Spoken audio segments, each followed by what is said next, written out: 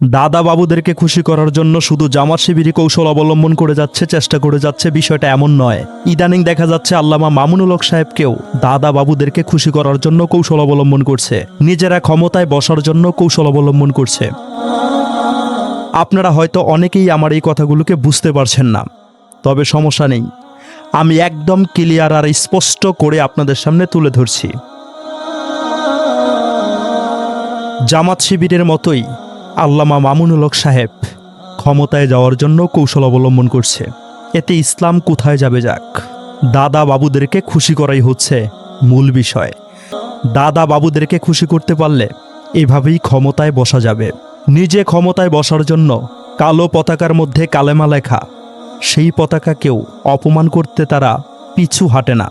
আমার প্রাণপ্রিয় ভাই বন্ধুরা, আপনারা আগে আল্লামা মামুনুল হক সাহেবের এই ভিডিও ক্লিপটা দেখুন, তারপরে আমি বিস্তারিত আলোচনা করছি আপনাদের সামনে। আমি আজকের এই বিশাল গণসমুদ্রকে লক্ষ্য করে আখেরি কথা জিজ্ঞাসা করতে চাই, এই কালো পতাকাটা নামান।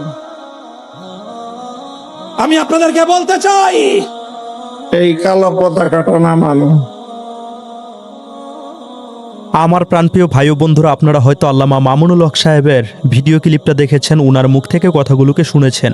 গেছে শুক্রবারে সোরত দিতে খেলাফত মজলিসের একটি গণসমাবেশ হয়। সেই খেলাফত মজলিসের গণসমাবেশের স্টেজের মধ্যে আল্লামা মামুনুল হক সাহেব বক্তব্য দেওয়ার সময় স্টেজের সামনেই লক্ষ্য করে দেখতে পায় অসংখ্য অগণিত মানুষের হাতে হাতে পতাকা দেখা যাচ্ছে। অসংখ্য অগণিত পতাকার মাঝখানে একটি মাত্র কালো পতাকা দেখা যাচ্ছে, কালেমার পতাকা। সেই পতাকাকেই লক্ষ্য করে বলে পতাকাটাকে নিচে নামিয়ে রাখতে। এখন আমাদের কথা হচ্ছে, প্রাণপ্রিয় ভাই ও বন্ধুরা, তারা তো রাষ্ট্রীয়ভাবে রাষ্ট্রে শরিয়া আইন বাস্তবায়ন করতে চায়, কোরআনের আইন বাস্তবায়ন করতে চায়, আকাশে কালেমার পতাকা উড়াতে চায়। তাদেরই সমাবেশের মধ্যে যখন কালেমার পতাকা তারা দেখতে পায়, সেই পতাকাকে কেন নিচের দিকে নামিয়ে রাখতে বলে? তার কারণ কি আপনারা বুঝতে পেরেছেন? একমাত্র দাদা বাবুদেরকে খুশি করার চেষ্টা। যদি দাদা বাবুরা খুশি হয়ে যায়, তাহলে তাদেরকে ক্ষমতার চেয়ারে বসাবে।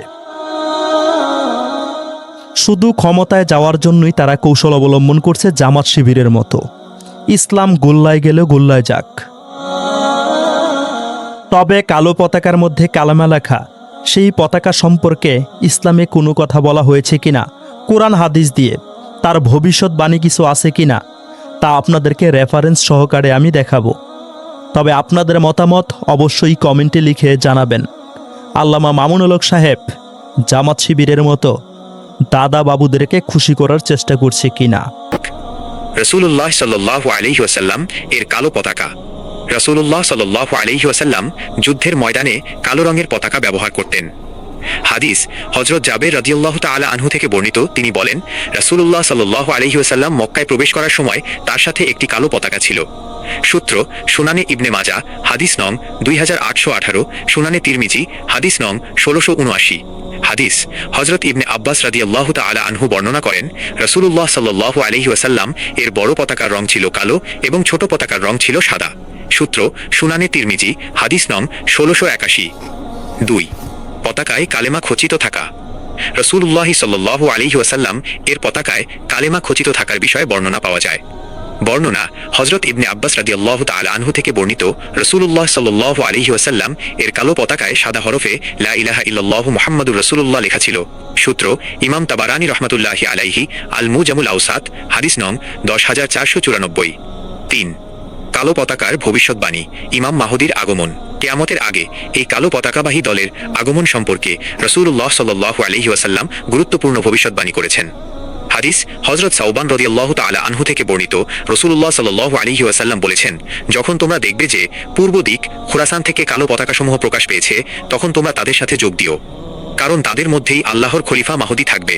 সূত্র সুনানে ইবনে মাজাহ, হাদিস নং 4082, মুস্তাদরাকে হাকিম, হাদিস নং 8572।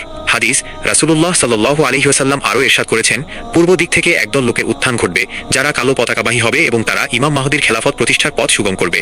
সূত্র সুনানি ইবনে মাজাহ, হাদিস নং 4088।